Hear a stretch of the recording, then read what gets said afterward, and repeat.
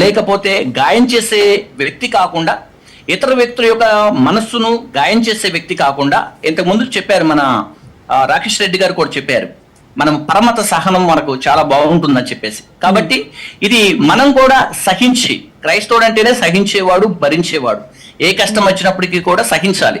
కాబట్టి ఇది మన తెలుగు రాష్ట్రాల్లో చాలా మందిని ఇబ్బంది పెడుతుంది కాబట్టి, గాయపరుస్తుంది కాబట్టి, ఈ గాయానికి ఆయన మందు వేస్తే బాగుంటుంది. ఈ గాయానికి ఆయన మాటనే సోలమరాజు గారు చిన్న విషయం ఏంటంటే, సార్ మీ డిఎన్ఏ మా డిఎన్ఏ ఒకటే, మీ రక్తం మా రక్తం ఒకటే, మీరు ఆఫ్రికన్ క్రిస్టియన్స్ కాదు. ఫస్ట్ ఆలోచించే ముందు చర్చ్ ఫాదర్లకు కూడా, అంటే పాస్టర్స్ కావచ్చు, సీనియర్స్ కావచ్చు, ఎందుకంటే ఫస్ట్ ఇవి కూడా దృష్టిలో పెట్టుకోవాలి. మీరు ఎన్ని మారినా మీ పూర్వీకులు అయితే మారరు, మీ పూర్వీకులు మా పూర్వీకులు అయితే మారరు ఒక్కసారి. ఎందుకంటే వేరే దేశవస్తువుడి కన్నా కొంత ఇబ్బంది ఉంటుంది. భారతీయులం అన్నప్పుడు వాడు క్రిస్టియన్స్ కావచ్చు, క్రిస్టియన్స్ తో ప్రాబ్లం ఉంటుంది, హిందూ అంటే మొత్తం ఇండియన్స్ తో ప్రాబ్లం ఉంటుంది కొన్ని దేశాలకు. అంటే దేశ ఎదుగుదల కావచ్చు, దేశ డెవలప్మెంట్ కావచ్చు, లేక దేశ రకరకాల సమస్యలు కావచ్చు.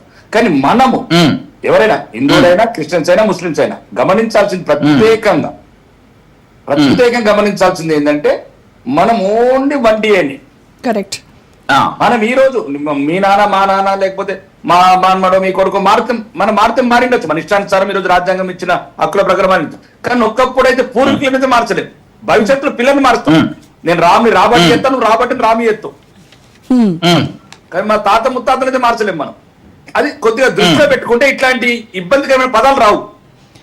రాకేష్ గారు మీరు చెప్పినట్టుగా నాకు బాగా మంచి సంబంధాలు ఉన్నాయి మనకు.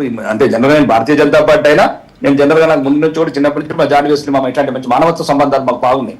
ఎందుకంటే మమ్మల్ని పెంచి ఆడిపించిన వాళ్ళు కూడా మా జాన్ వేసి మామూలు అంటూ ఉన్నారు. కాబట్టి ఇప్పటికి కూడా నేను ఈ చాదస్తవాదం ఈ టీవీలలోనే కొద్దిగా ఈ మధ్యన ఈ వార్తలలో చూస్తాను తప్ప పల్లెటూళ్ళలో ఇంకంత ముదరలేదండి. ఇప్పుడు మన జనరల్ గా మా పూజలకు వస్తారు, మేము అంటే వాళ్ళు చర్చిలకు పోతారు, ఇంకా వాళ్ళ పాపం ఏదో ఒక రకంగా వాళ్ళు నమ్ముకున్న జీసస్ మంచిగా చేయాలని కోరిక పక్కన పెడతాం.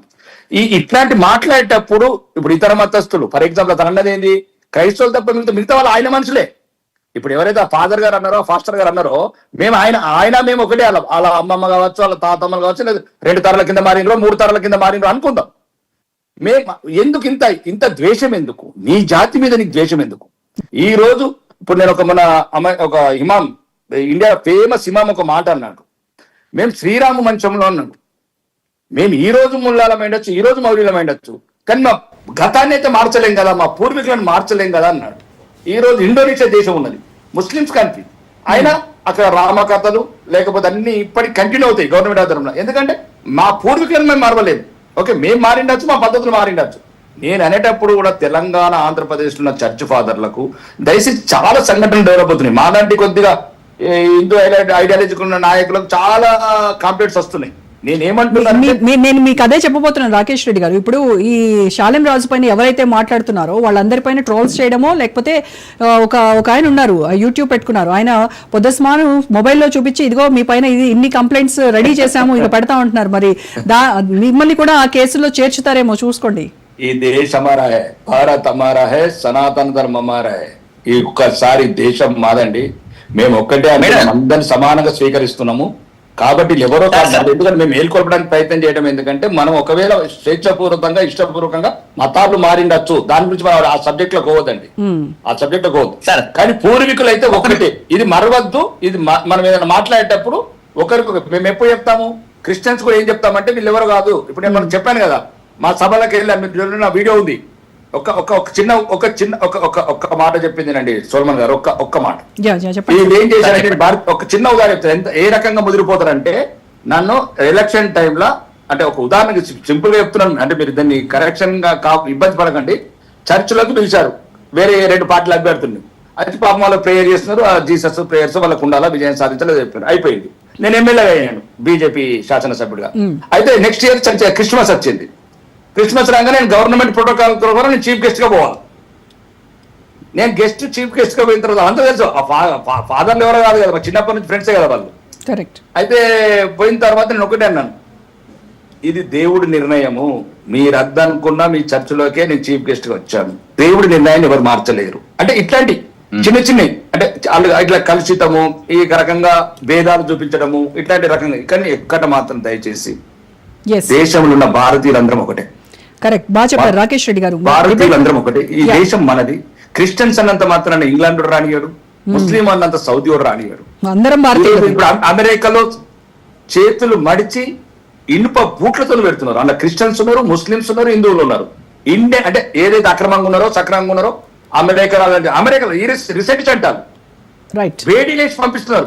రాకేష్ రెడ్డి గారు, మళ్ళీ మాట్లాడతాను మీతో. ఒక్క నిమిషం వినండి. అందులో హిందువులు ఉన్నారు, క్రిస్టియన్స్ ఉన్నారు, ముస్లింస్ ఉన్నారు. కాబట్టి భారతదేశంలో ప్రతి ఒక్కరు ఫస్ట్ భారతీయుడిగా ఫీల్ కావాలి. ఈ విదేశీ కల్చర్ తగ్గించుకోవాలి. మన మధ్యన మతాలు ఉండొచ్చు, మన మధ్యన ఏమైనా ఉండొచ్చు, మనం సర్దిద్దుకుందాం. ఎవరమో కాము, మనం అందరం ఒకటి. కాబట్టి నేను చెప్పేది అందరికి ఒకటి, అన్ని మతాల వాళ్ళకు. ఫస్ట్ యూ ఫీల్ భారతీయుడు. ఒక్కవేళ నువ్వు క్రిస్టియన్ అంటే లండన్ వాడు విజిబడు, నువ్వు ముస్లిం అంటే సౌదీ వాడు ఉండనివ్వడు. వాడి దేశ చట్టాలు వాడుకున్నాయి. ఈరోజు చిన్న ఉదాహరణ చెప్తున్నా నేను, ఒక చిన్న ఉదాహరణ చెప్తున్నా. ఇరాన్ లో ఇజ్రాయెల్ వార్ జరిగితే ఆల్ బార్డర్స్ క్లోజ్, ముస్లింస్ కు పరిగెడితే కూడా క్లోజ్ చేస్తున్నారు. ఇరాన్ బార్డర్స్ లో పరిగెట్టుకుంటే అన్ని బార్డర్లు తన ముస్లిం సోదరుని ఒక్కటి గేట్లు ఓపెన్ చేస్తలేడు. ఏ దేశం చేస్తలేదు. కరెక్ట్. చుట్టుపక్కల 10 ముస్లిం దేశాలని ఒక్క రాజు కూడా, ఖతార్ కావచ్చు, దుబాయ్ కావచ్చు, సౌదీ కావచ్చు, ఏ దేశం అన్న బహిరంగంగా ఇరాన్ సపోర్ట్ ఇచ్చిందా? ఎవరి గొడవ వాడికి, ఎవరి గొడవ వాడికి, ఎవరి దేశం వాడికి. కాబట్టి దయచేసి మనందరిది ఒకటే దేశం, అది భారతదేశం. మనందరం ఒకటే కుటుంబం. ఈ రోజు విడిపోయి ఉండొచ్చు, ఒకవేళ మతాల్లో మాట్లాడచ్చు, కానీ ప్రేమతో ఉందాం. మీరైనా, మేమైనా, ముస్లింస్ అయినా. ఇంకా ఇది నా అభిప్రాయం అండి. రైట్.